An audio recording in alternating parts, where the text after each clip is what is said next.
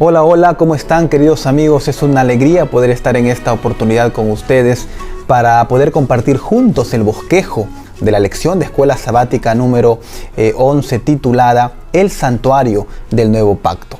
El propósito del estudio de la lección es poder entender que la presencia de Jesús en este mundo, en su primera venida, dejó atrás los símbolos del Antiguo Testamento para colocarlo a Él en primer lugar. El texto bíblico se encuentra en el libro de Hebreos 9:15 y dice lo siguiente: por eso Cristo es mediador de un nuevo pacto, para que los llamados reciban la herencia de la tierra prometida. Durante esta oportunidad estudiaremos la lección de escuela sabática a través del ciclo del aprendizaje, que tiene que ver con el motiva, con el explora, con el aplica y con el crea. Comencemos.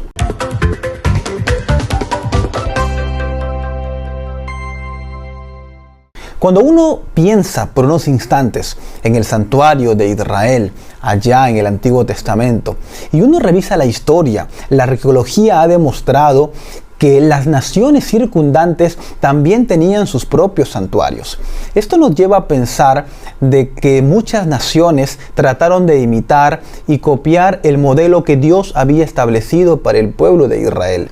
Muchas figuras y símbolos de las naciones paganas de su época tenían una relevancia parecida a la que Dios había instituido para su pueblo en el Antiguo Testamento. En esta semana vamos a analizar cómo el santuario del Nuevo Pacto rompe por completo el santuario del Antiguo Testamento, porque la presencia de Dios es la que está en ese santuario.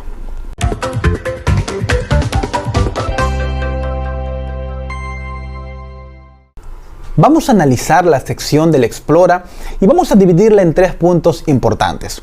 El primero vamos a titularlo Relaciones y se encuentra en Hebreos 25:8. El texto bíblico dice: harán un santuario para mí y habitaré en medio de ellos. Literalmente lo que Dios quería hacer con el pueblo de Israel era acampar con ellos, era morar con ellos, era que su misma presencia iba a estar vigilando a todo el pueblo. Realmente eso es un privilegio muy grande, porque Dios no tenía ninguna necesidad de venir y morar con el pueblo de Israel. Era suficiente y más que suficiente con el hecho de haberlos cuidado, de haberlos sacado, de haber cumplido su promesa. Pero Dios es una persona de relaciones interpersonales. Dios es un Dios que se identifica con el ser humano, que lo toma, que lo encamina. Y el versículo 8 de Hebreos 25 literalmente dice que Dios plantó su tienda con el pueblo de Israel. Y eso nos llena de maravilla, porque podemos darnos cuenta de que el Dios al que adoramos es un Dios personal, no es un Dios lejano, es un Dios que está cerca y que se identifica con cada uno de nosotros. En segundo lugar, podemos darnos cuenta que el segundo punto de la lección de esta semana tiene que ver con la sustitución. Había un símbolo dentro del santuario que era la sangre, y la Biblia menciona que sin sangre no podía existir remisión de pecados. De hecho, el texto bíblico menciona en el libro de Gálatas, capítulo 1, versículo 4, hablando de Jesús, el cual dice: se dio a sí mismo por nuestros pecados para librarnos del presente siglo malo, conforme a la voluntad de nuestro Dios y de nuestro Padre. La sustitución es el símbolo principal dentro del plan de salvación. Todo el sistema típico del Antiguo Testamento, cada ofrenda, cada holocausto, prefiguraba lo que Jesús iba a realizar años después en la cruz del Calvario. La sustitución rompe todos los conceptos donde el ser humano iba camino a la muerte. Viene el Cordero, viene Jesús y rompe derribando todas esas barreras para sustituir la presencia y la vida de cada pecador, no con un cordero, sino con su propia vida.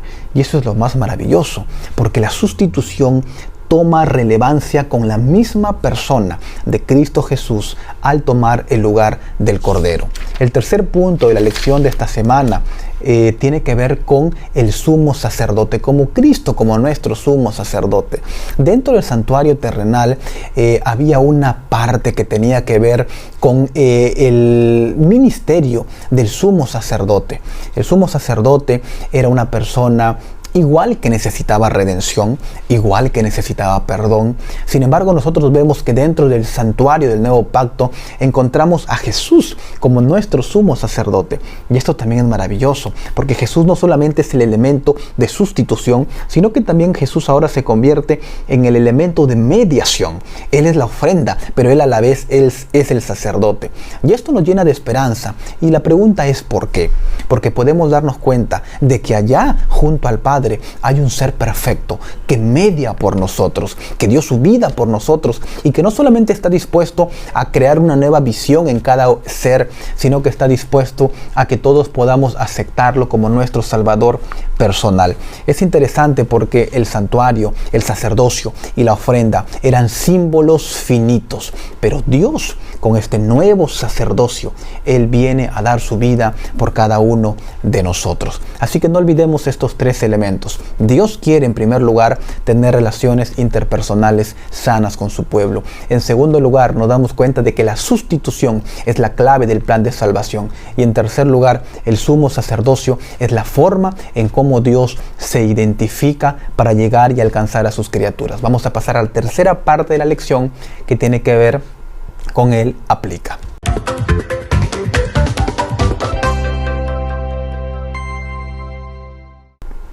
Dentro de la sección del aplica queremos enfatizar un punto, la sustitución. Y yo quiero que usted piense por unos instantes, ¿qué hubiera pasado con la raza humana si es que no hubiera existido la sustitución? Todos los seres humanos pecadores, nosotros, hubiéramos tenido que ir y morir también de forma literal en una cruz. ¿Cómo podemos aplicar los principios de la lección de sustitución a nuestra vida? En primer lugar, dando gracias a Dios.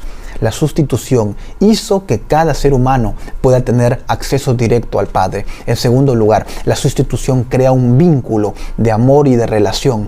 Ese Dios que no tenía ninguna necesidad de venir a este mundo, vino a este mundo. Ese ser humano del cual jamás debió vertir una gota de lágrima, vino a este mundo y murió por cada uno de nosotros.